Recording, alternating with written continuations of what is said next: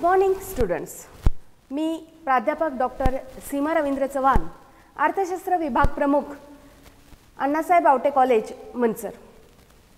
मुलांनो, आपण मागच्या तासाला या ठिकाणी भारतीय आर्थिक पर्यावरणाचे जे काही विविध घटक आहेत ते घटक या ठिकाणी अभ्यासले. त्याचबरोबर या संदर्भामध्ये ज्या ज्या काही आव्हानं किंवा जे जे काही समस्या निर्माण झालेल्या आहेत त्या समस्यांचा देखील आपण या ठिकाणी अभ्यास केलेला आहे. आजच्या तासाला आपल्याला या ठिकाणी पर्यावरण म्हणजे नेमकं काय, या पर्यावरणाचा अर्थ काय आणि या पर्यावरणाविषयक आव्हानं नेमकी कोणती कोणती आहेत या आव्हानांचा थोडक्यात आजच्या तासाला आपल्याला आढावा घ्यायचा आहे. पर्यावरण किंवा ज्याला आपण एन्व्हायरमेंट असं म्हणतो, तर मानव आणि पर्यावरण यांचा संबंध जर आपण बघितला तर हा संबंध अनादी कालापासून या ठिकाणी आलेला आपल्याला दिसून येतो. आज वेगाने होणारा हा पर्यावरणीय ऱ्हास जो आहे, हा पर्यावरणीय ऱ्हास कसा रोखायचा हे जगातील सर्वच देशांपुढचं एक आव्हान असलेलं आपल्याला दिसून येत आहे. पर्यावरणाच्या या ऱ्हासामुळे जर आपण बघितलं तर नैसर्गिक संसाधनं जी आहेत, या नैसर्गिक संसाधनांची संख्यात्मक आणि गुणात्मक अशी दोन्ही पद्धतीने घट होताना आपल्याला दिसून येते. म्हणजेच लोकसंख्येचा जो काही प्रस्फोट आहे किंवा आपण म्हणू शकतो की अशाश्वत असं औद्योगिकीकरण आहे आणि आधुनिक समाजामधील मानवाच्या ज्या काही बदलती जीवनशैली आहे, या बदलत्या जीवनशैलीमुळे हे घडून येताना आपल्याला दिसून येत आहे. आज प्रत्येकाने आपल्या भोवती जर आपण बघितलं तर असणाऱ्या पर्यावरणाचं जे काही संरक्षण आहे किंवा संवर्धन आहे, हे संरक्षण आणि संवर्धनासाठी वचनबद्ध होऊन गांभीर्याने किंवा सातत्याने या ठिकाणी कृती करण्याची गरज आहे. नाहीतर भावी पिढीला ही जी काही संसाधनं आहेत, या भावी पिढीला संसाधनांची कमतरता जी आहे, ही संसाधनांची कमतरता या ठिकाणी दिसून येते. त्याचबरोबर प्रदूषण आहे, लोकसंख्या वाढ आहे, त्याचबरोबर येणाऱ्या ज्या काही सामाजिक, आर्थिक, राजकीय जे काही तणाव आहेत किंवा ज्या काही समस्या आहेत, या समस्यांचा, तणावांचा समावेश जो आहे, हा समावेश देखील या ठिकाणी करावा लागणार आहे. तर पर्यावरण म्हणजे नेमकं काय, या पर्यावरणाचा अर्थ आपल्याला काय सांगता येऊ शकतो. पर्यावरण म्हणजे काय की आपल्या सभोवतालची जी काही परिस्थिती आहे त्याला आपण काय म्हणतो, पर्यावरण असं म्हणतो. ही साधी आणि सोपी व्याख्या आपल्याला पर्यावरणाची करता येईल. या मूळ फ्रेंच शब्दापासून म्हणजे एन्व्हायरन, हे जे काही हा जो काही मूळ फ्रेंच शब्द आहे, या फ्रेंच शब्दापासून इंग्रजीमध्ये एन्व्हायरमेंट हा शब्द जो आहे, हा शब्द या ठिकाणी प्रचलित झाला. एन्व्हायरन याचा अर्थ काय होतो तर सभोवतालची परिस्थिती, ज्याला आपण सराउंडिंग असं म्हणतो. आणि मेंट याचा अर्थ काय होतो तर क्रिया, असा या मेंट या शब्दाचा अर्थ होतो. आणि त्यावरून मग मराठी भाषेमध्ये पर्यावरण हा शब्द जो आहे, हा पर्यावरण शब्द या ठिकाणी अस्तित्वात आला. म्हणजे थोडक्यात पर्यावरण म्हणजे काय तर सभोवतालची परिस्थिती, आणि सभोवतालची जी काही परिस्थिती आहे, ही सभोवतालची परिस्थिती एक किंवा अनेक सजीव जे आहे, या अनेक सजीवांच्या संदर्भामध्ये या ठिकाणी असू शकते. तसंच तो एक किंवा अनेक घटकांनी मिळून बनलेला असतो. काही घटक जर आपण बघितले तर काही घटक हे निसर्गनिर्मित आहे आणि काही घटक जे आहेत ते मानवनिर्मित असलेले आपल्याला दिसून येत आहेत. काही घटक आपण म्हणतो निर्जीव आहे, काही घटक सजीव आहेत, आणि हे जे काही सर्व घटक आहेत, हे सर्व प्रकारच्या घटकांची जी काही परस्पर क्रिया आहे, ही परस्पर क्रिया या ठिकाणी सातत्याने सुरू असलेली आपल्याला दिसून येते. आणि त्यातूनच एकत्रित जी काही परिस्थिती आहे ही त्यातूनच एकत्रित स्थिती, परिस्थिती अथवा पर्यावरण निर्मिती जी आहे ही पर्यावरण निर्मिती या ठिकाणी होताना आपल्याला दिसून येते. नैसर्गिक पर्यावरणाचा जर आपण विचार केला तर नैसर्गिक पर्यावरणामध्ये वनस्पती, प्राणी, त्याचबरोबर मृदा, हवा, पाणी, प्राणी या घटकांचा समावेश जो आहे हा या घटकांचा समावेश होताना आपल्याला दिसून येतोय. एवढंच नाही तर मानवनिर्मित घटकांमध्ये किंवा मानवनिर्मित पर्यावरणामध्ये जर आपण विचार केला तर मानव आणि त्याच्या सभोवतालची जी काही सामाजिक, आर्थिक, तांत्रिक, सांस्कृतिक हे जे काही सर्व घटक आहे या सर्व घटकांचा समावेश होताना आपल्याला दिसून येतो. म्हणजे थोडक्यात पर्यावरण म्हणजे काय तर पर्यावरण म्हणजे आपल्या सभोवतालची जी काही परिस्थिती आहे त्याचा विचार या ठिकाणी केला जातो. आता हा झाला पर्यावरणाचा अर्थ. मग आपल्याला पर्यावरण विषयक आव्हानं नेमकी कोणती कोणती आहेत या आव्हानांचा देखील आपल्याला विचार करावा लागणार आहे.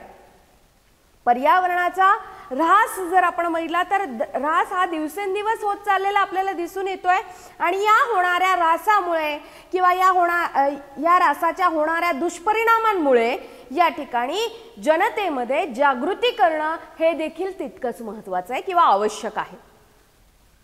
जर पर्यावरणाचा होणारा ऱ्हास जो आहे हा पर्यावरणाचा होणारा ऱ्हास जर थांबला नाही किंवा पर्यावरणाचा ऱ्हास थांबवण्यासाठी प्रभावी अशा जर उपाययोजना ज्या आहेत या प्रभावी अशा उपाययोजना जर समजा केल्या नाहीत तर जीवसृष्टीचं जे काही अस्तित्व आहे हे जीवसृष्टीचं अस्तित्वच या ठिकाणी संपुष्टात येईल. भारताच्या संदर्भामध्ये जर आपण विचार केला तर भारताच्या संदर्भामध्ये काही पर्यावरणाविषयक जी काही आव्हानं आहेत त्या आव्हानांचा आपण आज या ठिकाणी अभ्यास करणार आहोत. त्यातला पहिला घटक किंवा पहिली समस्या आहे ती म्हणजे वाढती लोकसंख्या.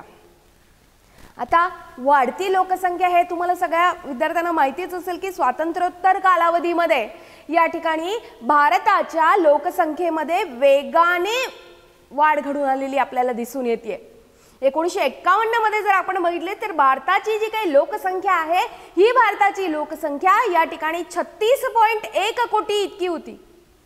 तर मार्च 2019 मध्ये भारताची लोकसंख्या ही जवळजवळ 133.2 कोटी पर्यंत पोहोचलेली आपल्याला दिसते. म्हणजेच 1950-51 ते 14-15 या 64 वर्षाच्या कालावधीमध्ये भारताची जी काही लोकसंख्या आहे ही भारताची लोकसंख्या जर आपण बघितली तर ती जवळजवळ 3.7 पटीने या ठिकाणी वाढलेली आहे. जमिनीचं जे काही प्रमाण आहे हे जमिनीचं प्रमाण जर आपण बघितलं तर ते कसं आहे स्थिर असलेलं आपल्याला दिसून येत आहे. आणि जमिनीचं प्रमाण स्थिर असताना देखील या ठिकाणी किंवा आपण असं देखील म्हणू शकतो की लागवडीखालील जमिनीचं जे काही क्षेत्र आहे या लागवडीखालील जमिनीच्या क्षेत्रामध्ये या ठिकाणी 284.32 दशलक्ष हेक्टर वरून या 307.82 दशलक्ष हेक्टर पर्यंत वाढ झालेली. आता ही जी काही वाढ आहे म्हणजे लागवडीखालील क्षेत्राचं प्रमाण जे आहे हे प्रमाण वाढलेलं आहे. हे का वाढलं तर ही वाढ आपण जर बघितली साधारणतः 8.26% इतकी वाढ आहे. याचा अर्थ काय होतो कशासाठी हे लागवडीखालील क्षेत्र जे आहे ते मोठ्या प्रमाणामध्ये वाढलेलं आपल्याला दिसून येत आहे तर त्याचं एकमेव कारण आहे ते म्हणजे वाढती लोकसंख्या. म्हणजे लागवडीखालील जे काही क्षेत्र आहे या लागवडीखालील जमिनीच्या तुलनेमध्ये लोकसंख्या जी आहे ही लोकसंख्या दिवसेंदिवस वाढते आणि ह्या लोकसंख्येच्या वाढीमुळे या ठिकाणी नैसर्गिक साधनसामुग्री जी आहे या नैसर्गिक साधनसामुग्रीवरती प्रचंड प्रमाणामध्ये दबाव पडलेला आपल्याला दिसून येतो. हा जो काही दबाव पडला त्यामुळे त्या विकासापासून मिळणारा जो काही लाभ आहे, हा विकासापासून मिळणारा लाभ या ठिकाणी काय होत गेला, घटत गेलेला आपल्याला दिसून येतो. नैसर्गिक साधन संपत्ती ही वाढत्या लोकसंख्येला या ठिकाणी कमी पडत असलेली आपल्याला दिसून येते. आणि त्यामुळे हा जो काही दबाव आहे, वाढत्या लोकसंख्येचा जो काही दबाव आहे नैसर्गिक साधन सामुग्रीवरती पडलेला, तो नियंत्रित करणं हे एक मोठं आव्हान आपल्या समोर आहे. लोकसंख्या वाढ जी आहे, ही लोकसंख्या वाढ या ठिकाणी झाली तर आपोआपच आपण म्हणतोय की ही लोकसंख्या वाढलेली जी काही लोकसंख्या आहे ती जर नियंत्रित झाली तर आपोआपच विकासाला काय मिळणार आहे, चालना मिळालेली आपल्याला दिसून येते. आणि त्यामुळे वाढती लोकसंख्या एक अतिशय महत्त्वाचं आव्हान या पर्यावरणाच्या संदर्भामध्ये आपल्याला सांगता येऊ शकतं. दुसरा जो मुद्दा आहे तो म्हणजे दारिद्र्य. आता बघा मुलांनो, लोकसंख्या वाढली की आपोआपच सर्वच लोकांना रोजगार उपलब्ध होईल हे सांगता येत नाही. आणि त्यामुळे रोजगाराची शाश्वती नसल्या कारणामुळे उत्पन्न कमी मिळतं आणि उत्पन्न कमी मिळालं की आपोआपच काय होतं, दारिद्र्याच्या प्रमाणामध्ये वाढ होत गेलेली आपल्याला दिसून येते. म्हणजेच भारतीय अर्थव्यवस्थेच्या बाबतीमध्ये जर आपण विचार केला तर भारतीय अर्थव्यवस्थेच्या बाबतीमध्ये उपहासाने असं म्हटलं जातं की भारत हा गरीब लोकांचा श्रीमंत देश आहे. पर्यावरणाचा खालावलेला दर्जा आणि दारिद्र्य या दोघांमध्ये जर आपण बघितले तर एक विशिष्ट प्रकारची अशी साखळी आपल्याला या ठिकाणी बघायला मिळते. भारतातील बहुसंख्य जनता अन्न, वस्त्र, निवारा, इंधन, जनावरांसाठी लागणारं जे काही वैरण आहे त्या वैरणासाठी या ठिकाणी नैसर्गिक संसाधनांवरती अवलंबून राहावं लागतं. आणि या साधन सामुग्रीवरती अतिरिक्त ताण जो पडतो आहे, या अतिरिक्त ताणामुळे देशामधील लोकांना पुरेसं उत्पन्न प्राप्त होत नाहीये. पुरेसं उत्पन्न प्राप्त न झाल्यामुळे त्यांना हलाखीचं असं जीवन जे आहे हे हलाखीचं जीवन या ठिकाणी जगावं लागतंय.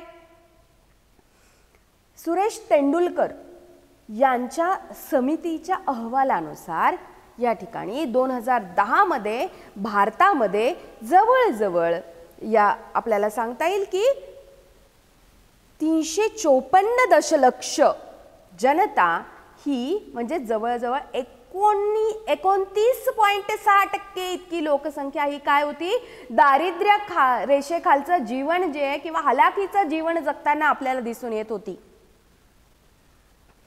2011-12 मध्ये या ठिकाणी आपण बघितलं तर 269 दशलक्ष जनता म्हणजेच 21.9% दारिद्र्य रेषेखाली जीवन जगत असलेली लोकसंख्या आपल्याला बघायला मिळते.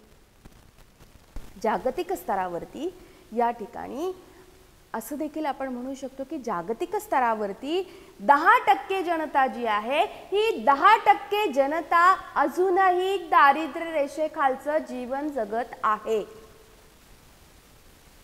आणि त्यामुळे पर्यावरणाच्या ऱ्हासाचा हा एक विपरीत परिणाम जो आहे हा विपरीत असा परिणाम गरिबांवरती होताना आपल्याला दिसतो. कारण गरीब लोक जे आहेत हे गरीब लोक उदरनिर्वाहासाठी सभोवतालचे नैसर्गिक साधन सामुग्री जी असते किंवा सभोवतालचे नैसर्गिक संसाधनं जी असतात त्या संसाधनांवरती या ठिकाणी अवलंबून असलेली आपल्याला दिसून येते.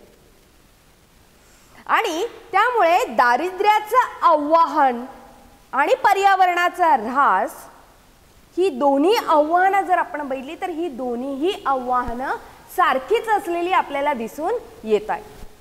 लोकसंख्या वाढतीये, लोकसंख्या वाढली की दारिद्र्य वाढतं आणि दारिद्र्य वाढलं की कुटुंबाचं उत्पन्न वाढवण्यासाठी कुटुंबातील मुलांची संख्या जी आहे ती देखील वाढताना आपल्याला दिसून येते. म्हणजेच या ठिकाणी दारिद्र्य हे एक दुसरं आव्हान आपल्याला सांगता येईल. अर्थशास्त्रामध्ये मुलांनो पहिला जो मुद्दा असतो त्याच्यावरती दुसरा मुद्दा अवलंबून असतो. आणि दुसऱ्या मुद्द्यावरती पुन्हा तिसरा, असे हे सगळे मुद्दे जे, तर तुम्ही जर अभ्यास केला तर तुमच्या असं लक्षात येईल की अर्थशास्त्रामध्ये पहिल्या मुद्द्यावरून दुसरा मुद्दा, दुसऱ्या मुद्द्यावरून तिसरा मुद्दा आपोआप क्रिएट होत जातोय. तर तिसरा आव्हान आपण असं सांगू शकतोय की कृषी क्षेत्रामध्ये वृद्धी हा एक तिसरा मुद्दा आपल्याला या ठिकाणी सांगता येतोय की भारतामध्ये शेतीचं जे काही उत्पादन आहे, हे भारतामधील शेतीचं उत्पादन, या शेतीच्या उत्पादनामध्ये या ठिकाणी वाढ घडून आलेली आपल्याला दिसून येते. आणि ही जी काही वाढ आहे, ही वाढ करताना पर्यावरणावरती किंवा पर्यावरणाच्या संवर्धनाकडे दुर्लक्ष करण्यात आलेले आहे. आणि हे जेव्हा दुर्लक्ष करण्यात येतं, त्यामुळे कृषी क्षेत्राचा विकास जो आहे, हा कृषी क्षेत्राचा विकास होत असताना पर्यावरणाचा ऱ्हास झाल्याचं देखील या ठिकाणी निदर्शनास येत आहे. एवढंच नाही तर उच्च उत्पादन जे आपण म्हणतो, हे उच्च उत्पादन देणाऱ्या वाणांची जी काही लागवड आहे, ही वाणांची लागवड सुद्धा या ठिकाणी केल्यामुळे जमिनीतील जे काही क्षार आहे, या जमिनीतील क्षारांचं प्रमाण जे आपण म्हणतो, हे जमिनीतील क्षारांचं प्रमाण देखील या ठिकाणी वाढलेलं आपल्याला दिसून येत आहे. आता उच्च उत्पादन देणाऱ्या जी काही वाण आहेत, हे उच्च उत्पादन देणारे वाण आणि उच्च उत्पादन देणाऱ्या वाणांची लागवड केल्यामुळे जमिनीमधील क्षारांचं जे काही प्रमाण आपण म्हणतोय, हे जमिनीतील क्षारांचं प्रमाण जे आहे ते वाढत गेलं. आणि त्यामुळे पुन्हा आपण असं म्हणू शकतो की जमीन जी आहे, या जमिनीच्या भौतिक जी काही संरचना आहे, या जमिनीच्या भौतिक संरचनेला देखील या ठिकाणी हानी पोचलेली आपल्याला दिसून येते. हरित क्रांती जी आपण म्हणतो, या हरित क्रांतीनंतर जमिनीचा वापर जो आहे, हा जमिनीचा वापर या ठिकाणी व्यापारी जी काही पिकं आहेत, या व्यापारी पिकांसाठी मोठ्या प्रमाणामध्ये केला गेलेला आपल्याला दिसून येतोय. रासायनिक खतं जी आहेत, या रासायनिक खतांच्या ज्या काही मात्रा आपण म्हणतो, या रासायनिक खतांच्या मात्रा देखील जास्त प्रमाणामध्ये या ठिकाणी वाढत गेल्या. आणि या वाढत गेल्यामुळे जमिनीची सुपीकता जी आहे, ही सुपीकता कमी झालेली देखील आपल्याला या ठिकाणी दिसून येते.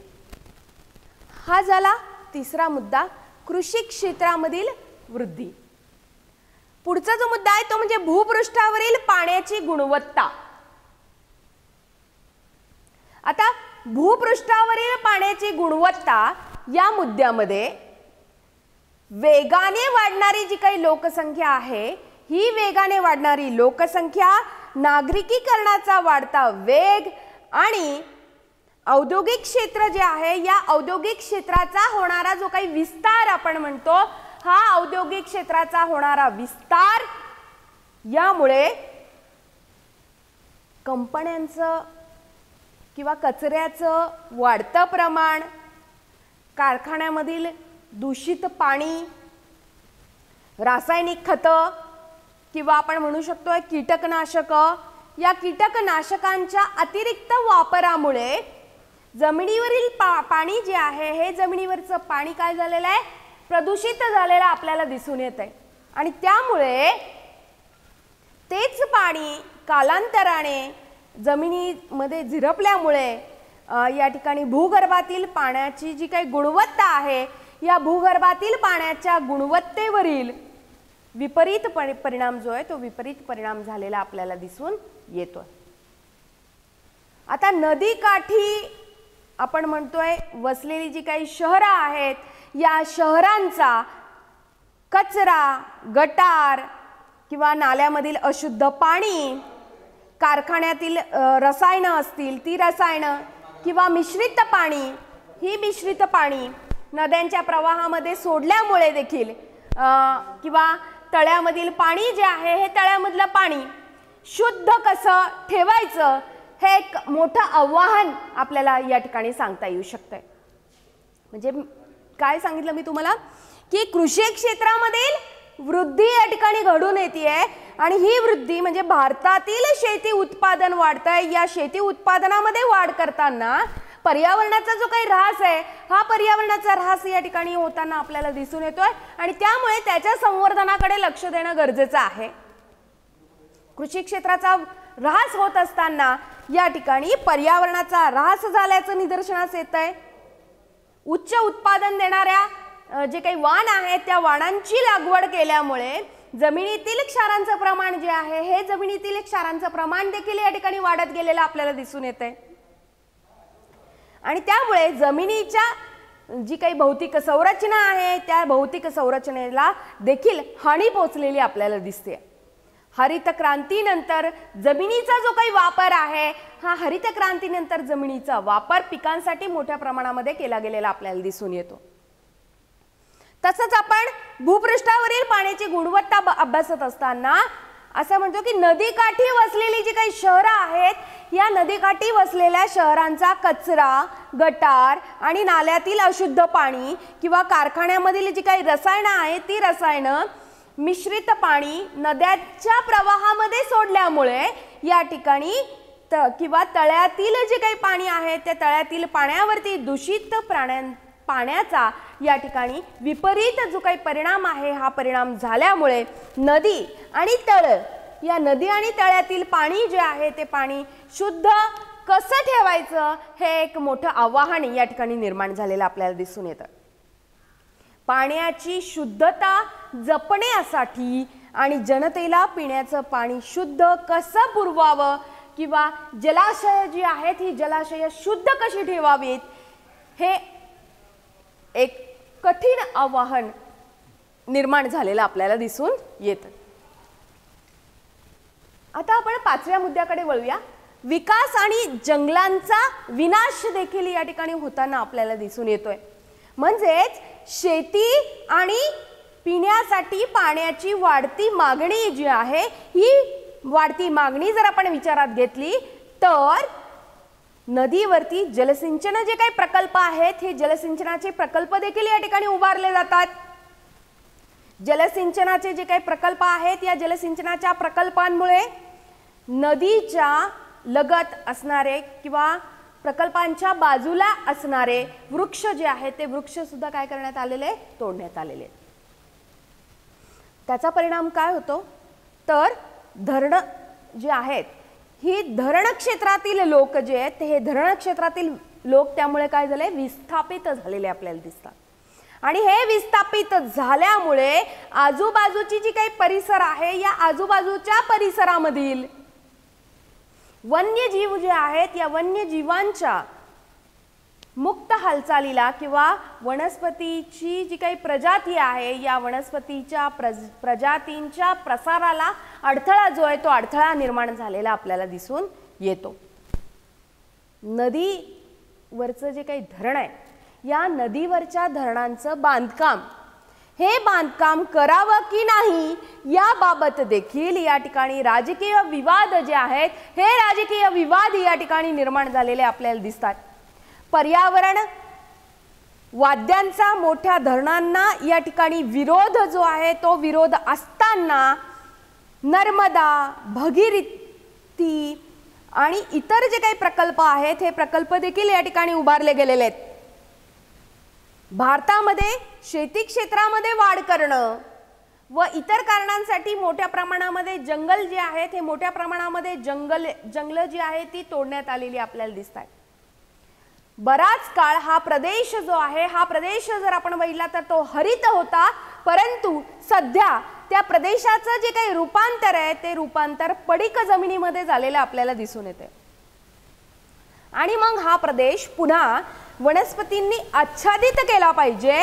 आदिवासी जे काही लोक आहेत या आदिवासी लोकांचा उदरनिर्वाह आदिवासी लोकांची उपजीविका जंगलामधील वृक्ष, पक्षी आणि प्राणी यांच्यावरतीच चाललेला आपल्याला दिसून येतो किंवा चालतंय आणि म्हणून जंगलांना या ठिकाणी पुनर्संचयित किंवा संवर्धित करणं हे देखील तितकंच गरजेचं आहे. जंगलांचं संवर्धन करण्यासाठी वन विभाग जो आपण म्हणतो या वन विभागाचा आधुनिक ज्ञान आणि कौशल्य जे आहे हे कौशल्य परंपरागत ज्ञान आणि स्थानिक समुदाय जो आहे या स्थानिक समुदायाचा अनुभव यांचं एकत्रितकरण करून संयुक्त व्यवस्थापनाची व्यूहरचना जी आहे ही संयुक्त व्यवस्थापनाची व्यूहरचना देखील या ठिकाणी आखली जाते. हा झाला 5वा मुद्दा. 6वा मुद्दा जो आहे तो म्हणजे जमिनीच्या दर्जामध्ये घसरण झालेली आपल्याला दिसून येते. आता जमिनीच्या दर्जामध्ये घसरण झाली याचा अर्थ काय झाला तर सध्या भारतामध्ये आपण म्हणतोय 329 दशलक्ष हेक्टर जमिनीचं क्षेत्र हे उपलब्ध आहे. त्यापैकी 266 दशलक्ष हेक्टर जमीन जी आहे ही जमीन उत्पादनाच्या दृष्टिकोनातून या ठिकाणी उपयुक्त असलेली आपल्याला दिसून येते. 266 दशलक्ष हेक्टर पैकी 143 दशलक्ष हेक्टर जमीन जी आहे ही जमीन शेती योग्य असलेली आपल्याला दिसून येते आणि 85 दशलक्ष हेक्टर जमिनीमधील मृदेचा जो काही दर्जा आहे हा मृदेचा दर्जा या ठिकाणी मृदेचा दर्जा जो आहे हा मृदेचा दर्जा सुद्धा घसरलेला आपल्याला दिसून येतोय. उर्वरित 123 दशलक्ष हेक्टर जमिनीपैकी 40 दशलक्ष हेक्टर जमीन जी आहे ती पूर्णपणे जर आपण बघितली तर ती अनुत्पादक असलेली आपल्याला दिसते.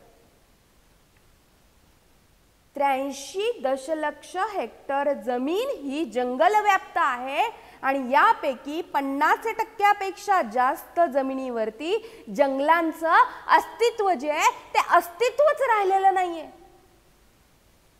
13 दशलक्ष जमिनीवरती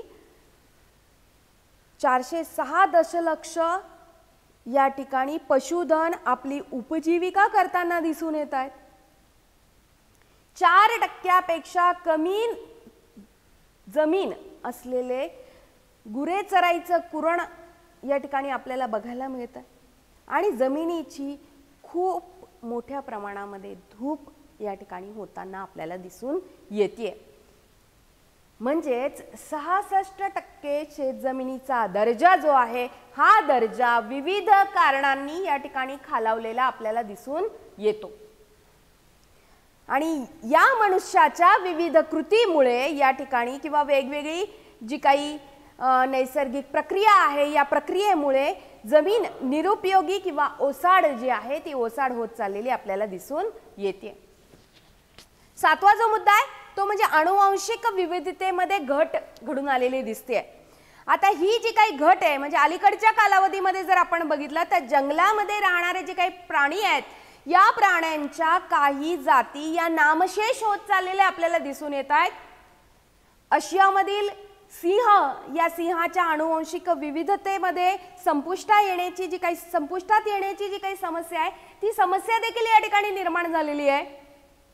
अभयारण्य असतील किंवा नॅशनल आपण म्हणतोय पार्क असतील नॅशनल पार्क जीवावरण साठा जो आहे तो साठा जर आपण विचारात घेतला तर त्यामधील प्राण्यांची संख्या जी आहे ती संख्या देखील या ठिकाणी विरळ होत असलेली आपल्याला दिसते. बाहेरचे जे काही सजीव आहेत ते सजीव देखील या ठिकाणी नष्ट होताना आपल्याला दिसत आहेत. म्हणजे अनुवांशिक विविधतेमध्ये या ठिकाणी घट होत चाललेली आपल्याला दिसून येते. हे एक आव्हान आहे. 8वा जो मुद्दा आहे तो म्हणजे नागरिकीकरणाचे वाईट परिणाम होताना आपल्याला दिसून येत आहेत.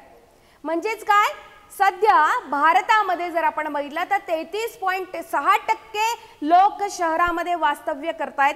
म्हणजेच नागरिकीकरण आणि औद्योगिकीकरण यामुळे अनेक प्रकारच्या पर्यावरणाच्या समस्यांची निर्मिती जी आहे ती निर्मिती होत चाललेली आपल्याला दिसून येते.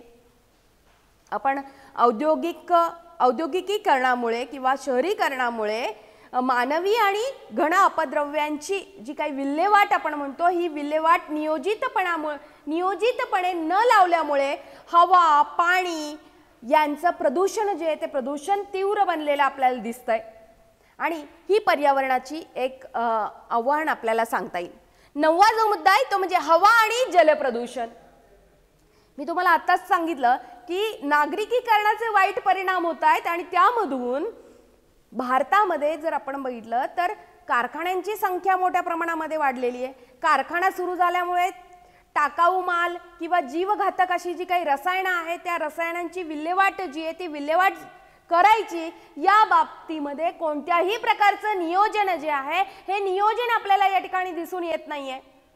भारतातील अनेक शहरं किंवा औद्योगिक जे काही प्रदेश आहेत या औद्योगिक प्रदेशांमध्ये हवा आणि जलप्रदूषणाची स्थिती जी आहे ही स्थिती अत्यंत वाईट स्वरूपाची आपल्याला बघायला मिळते. त्याचप्रमाणे मी तुम्हाला सांगितलं की या हवा प्रदूषण जे आहे हे नागरिकीकरणामुळे हवा प्रदूषण वाढतंय, जलप्रदूषण वाढतंय आणि त्यामुळे श्वसन संस्थेचे जे काही विकार आहेत हे विकार अस्थमा, फुफ्फुसाचे जे काही कर्करोग आहेत, त्वचेचे विकार आहेत इत्यादी रोग जे ते उद्भवत आहेत. नाक गळणं किंवा डोळ्यांची जळजळ यासारखे विकार होताना आपल्याला दिसून येत आहेत. आणि जलप्रदूषणाचा विचार जर आपण केला तर अशुद्ध पाण्यामुळे कॉलरा, टायफॉइड, पोलिओ अशा प्रकारचे जलजन्य आजार जे आहेत ते देखील होताना आपल्याला दिसत आहेत.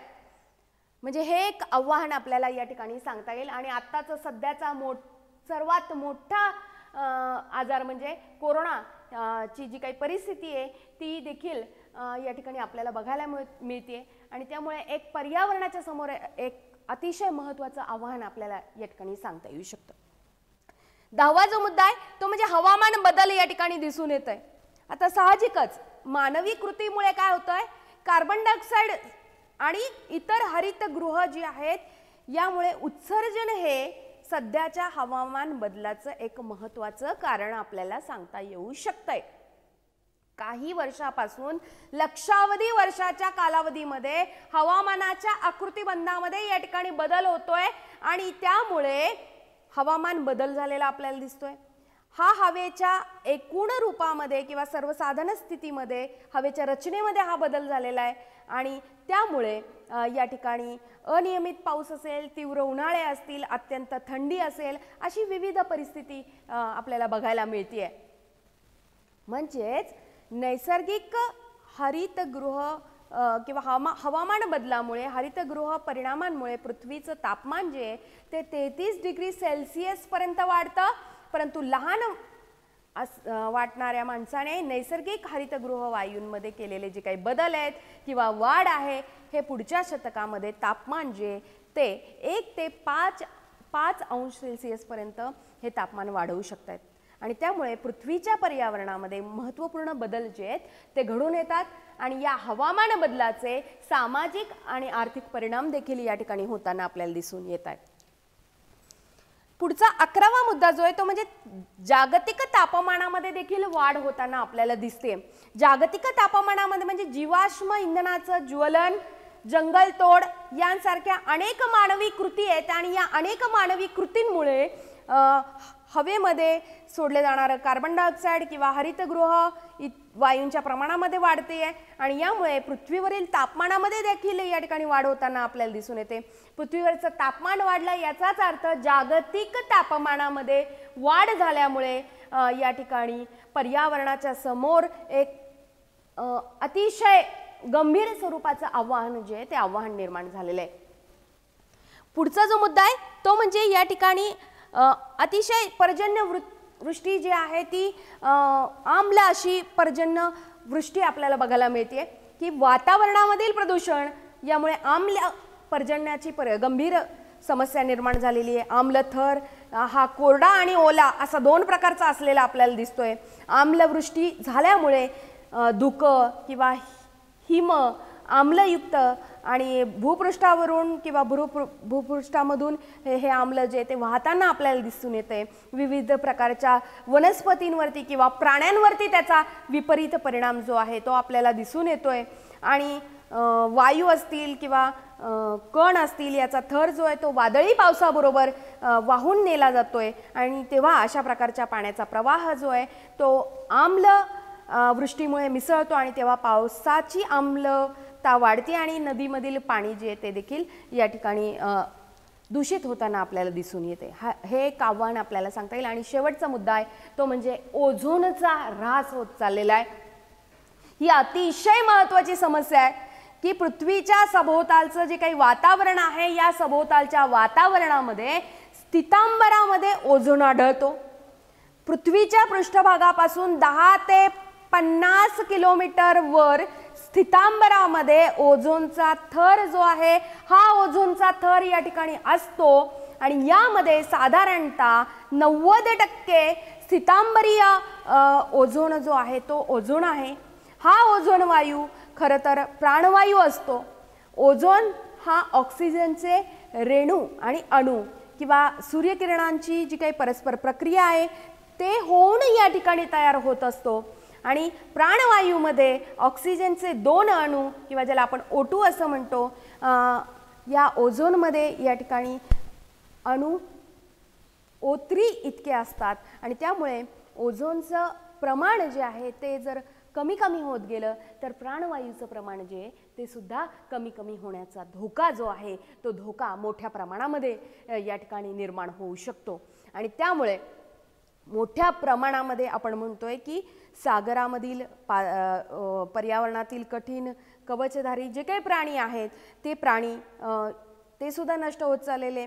शेती क्षेत्रामध्ये रोगांचं प्रमाण जे आहे ते वाढत चाललेलं आहे. ओझोन वायूचा थर जो आहे तो घटल्यामुळे पृथ्वीचं तापमान वाढल्यामुळे उष्माघात, मलेरिया, डेंग्यू यांसारखे जे काही आजार आहेत त्या आजारांमध्ये मोठ्या प्रमाणामध्ये वाढ होत चाललेली आपल्याला दिसून येते. तसंच पृथ्वी तलावरती दुष्काळ आहे, महापूर आहे, ढगफुटी आहे, चक्रीय वादळं आहेत, या वादळांची देखील निर्मिती होत चाललेली आपल्याला दिसून येते. आपत्तीचं प्रमाण जे आहे ते वाढतंय. धूर आणि धुक्यामुळे श्वसनांच्या विकारांचं प्रमाण वाढत चाललेलं आपल्याला दिसून येते आणि त्यामुळे ही सर्व जी काही आव्हानं आहेत या सर्व आव्हानांवरती जर उपाययोजना केल्या गेल्या नाहीत तर या ठिकाणी मोठ्या प्रमाणामध्ये विकासाला अडथळे जे आहेत ते अडथळे निर्माण होऊ शकतात. तर या संदर्भामध्ये कोणकोणत्या उपाययोजना करणं गरजेचं आहे ते आपण पुढच्या तासाला बघूया. आज या ठिकाणीच थांबूया. धन्यवाद.